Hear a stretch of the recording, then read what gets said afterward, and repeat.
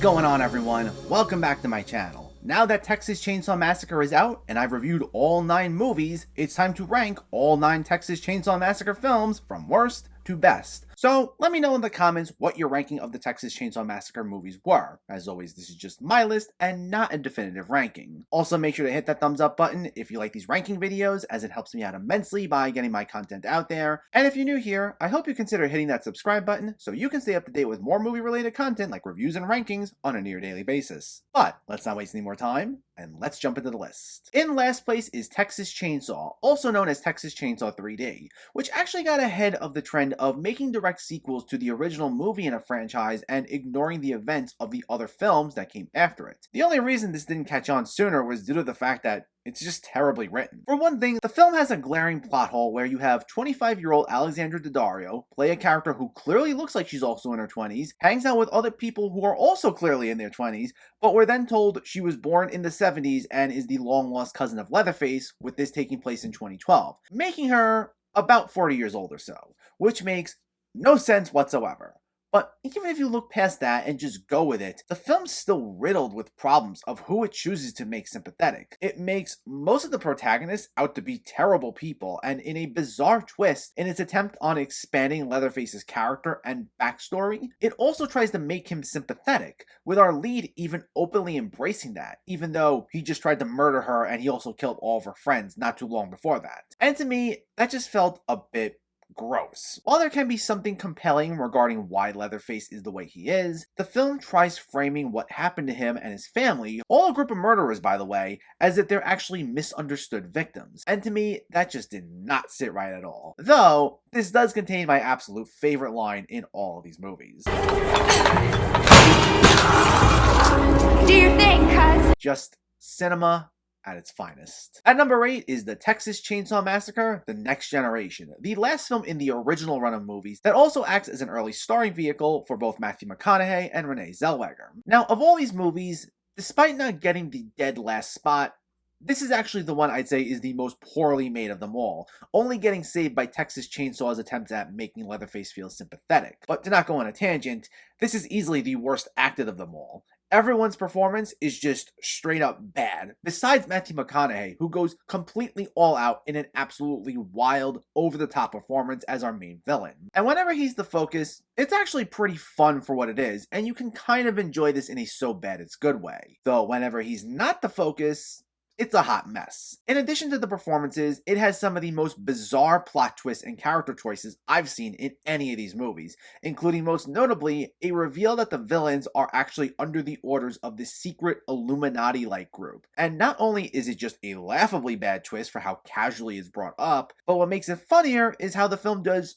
absolutely nothing with it after its reveal, which speaks to the larger issue where it's a weird mix of going back and forth between being a low-budget, stripped-down, home movie style version of these films, as well as a self-parody of these films. Unfortunately, though, it fails at competently being either of those. At number 7 is Leatherface, one of 2 prequels on this list, this one being a prequel only to the original and Texas Chainsaw 3D, which is where these timelines start to get confusing for those who aren't following intently. But while this one's not terrible, it's also the one with the least distinct identity of the bunch. It captures the darker mood of other entries, but it's also missing that extra layer of menace and terror that made some of the stronger entries so good, without any sort of distinct imagery. In fact, its imagery is so generic that, despite taking place in the 50s and 60s, you never even once get that feel unless they were to say it, and even then, I still couldn't completely buy it. This ultimately feels like a mix of not just elements from other Texas Chainsaw movies, but even other horror movies that aren't in this franchise, like Rob Zombie's Halloween, playing too much into standard horror tropes.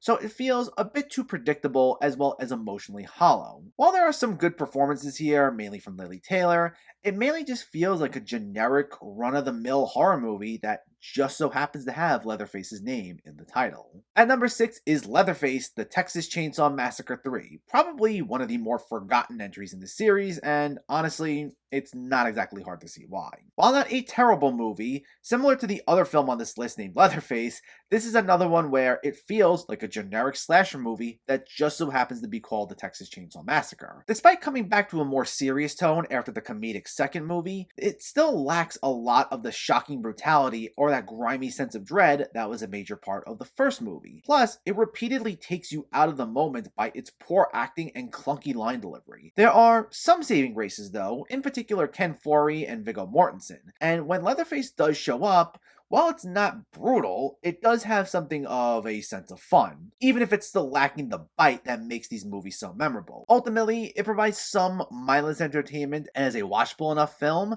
but it still felt a bit tame and it needed to take things a step further in terms of what we come to expect with these movies. So it's still nothing I'd say is anything memorable. At number 5 is the Texas Chainsaw Massacre: The Beginning. The prequel to the 2003 film is usually one of the lowest rated of these movies, but I honestly think that's a bit unfair, as I think there's a bit more to this film than people give it credit for. Now, it's not amazing or anything. Like some of these other films, it can be a bit emotionally hollow due to its lack of interesting protagonists, plus the fact we see things partially through the killer's perspective leaves us with no one to really root for, but it accomplishes something that a lot of these other entries actually fail to do, and that's give a modern take on the series while still maintaining the grimy, brutal nature of the original movie. It doesn't reach the heights that the 2003 film did in terms of its scares or on any sort of emotional level, but we get plenty more Leatherface here, and we got plenty of R. Lee Ermey, who adds nicely to the atmosphere and gives it a good enough sense of dread to make for an entertaining enough time. At number 4 is the latest film, Texas Chainsaw Massacre, which looks to completely double down on its namesake, giving us probably one of the bloodiest,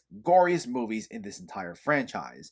And what makes this interesting is, while it mostly still maintains a serious tone, when we get to these more violent sequences, because of just how creative some of them get, it makes this quite a good bit of fun, which isn't something you typically get to say with these movies. And because of how prominent this element is, that's what made me enjoy this and place it as high as it is on this list. However, I still wouldn't call this a great movie. While it does make an attempt at giving us some more fleshed out characters than we've ever gotten in these movies, most of these arcs either play out in a pretty obvious way or are cut completely short due to characters getting killed by Leatherface, with the only truly satisfying arc being Elsie Fisher's. And again, it's one of the more obvious ones, and it's only made interesting by her solid performance. Also, as pointed out by many people, this obviously does share a lot of similarities to Halloween 2018, from the return of Sally Hardesty to Leatherface taking on more of a Michael Myers-like characterization. And while they don't play out exactly the same way, it's almost impossible to not see the comparisons in a number of scenarios. So it does make this a tad frustrating at times, but because it ultimately delivers on its namesake,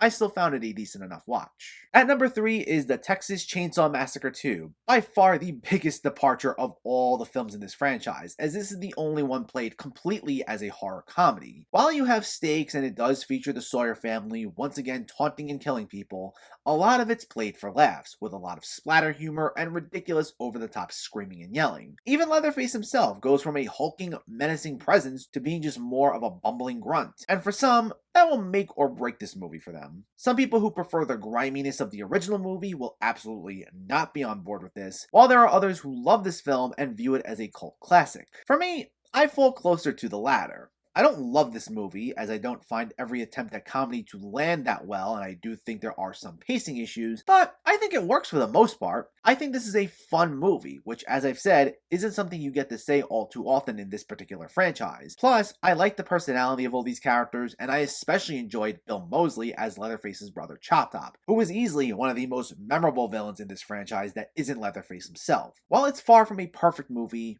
I got some good laughs out of it, and I thought it was pretty solid overall. At number 2 is the original, the Texas Chainsaw Massacre. The one that started it all is a dark, grimy experience that can be truly unnerving at times for just how real it feels. Its low-budget aesthetic actually works to its advantage in the sense that it can make you feel pretty immersed in this world, taking on something similar to that found footage style before there was truly such a thing. Now, I don't particularly love this film because it lacks an emotional core, as its protagonist protagonists are really bland and in some cases annoying and nothing more than bodies for the villains. But on another note, this does leave us with some pretty iconic horror villains, with not just Leatherface, but the entire Sawyer family leaving a lasting impact due to their moments of brutal violence and menacing over-the-top nature. And because of how real it can feel, several unsettling moments, such as the iconic dinner scene, leave even more of a chill down your spine. Now, while it's not a film that I love, I still do like it, and it's one that I respect a lot for both what Tobe Hooper had to go through to get it made, as well as for its influence on the horror genre. But in first place is the Texas Chainsaw Massacre 2003, which might not be the most beloved by fans of this franchise, but honestly, I thought it was great. It maintains the grimy, grisly feel that defined the original film, but updates the look in a way that makes it feel even more effective, with some excellent practical effects and claustrophobic direction by Marcus Nispel. It has probably the best version of Leatherface in particular since the original film, who leaves us on the edge of our seats with his hulking, menacing presence, though the only one who completely steals the show from him here is Arlie Ermey as Sheriff Hoyt, who is easily one of the best villains in this franchise, partially because it's Arlie Ermey clearly playing to his strengths. And while I wouldn't call the protagonist the most well-written out there, there's definitely a bit more of a likability to them, with Jessica Biel and Jonathan Tucker being pretty solid. So it allows us to connect with them just a bit more and allows us to actually root for someone for once, unlike a lot of these other movies where everyone just felt like disposable bodies. I truly don't understand the bad reviews behind this. I thought it was consistently entertaining, well crafted in its tension, solidly acted, and it can be pretty terrifying for the most part. I find it to be a misunderstood movie. I think it's one of the few remakes that I enjoy more than the original, and it comes in as my #1 favorite in the Texas Chainsaw Massacre franchise. But let me know, what's your ranking of the Texas Chainsaw Massacre films? Did you agree with this list at all? Did you disagree with it?